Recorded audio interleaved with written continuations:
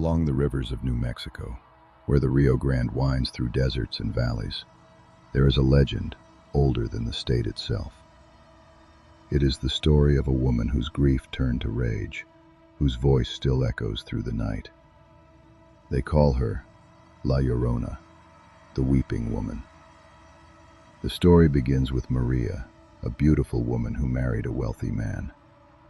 For a time, their life was filled with joy, and together they had 2 children.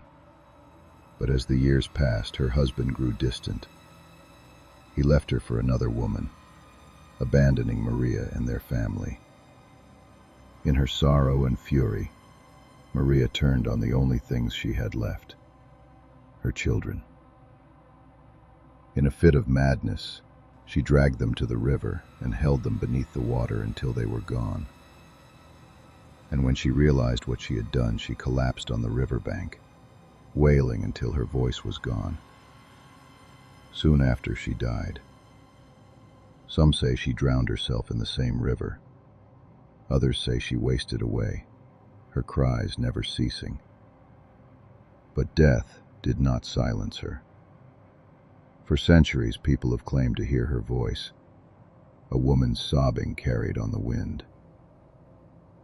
They say she wanders the banks of rivers and streams, her white dress torn and soaked, her eyes hollow, her face hidden by a veil. She searches endlessly for her children, and when she finds others, the living, she mistakes them for her own.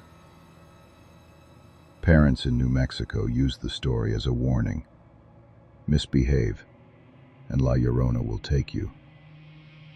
Stay out too late, and she will drag you to the river. But the warnings became more than just stories. Travelers swear they have seen her figure in the moonlight. Drivers crossing bridges at night say they've heard the cries, chilling and unearthly, rising from the water below.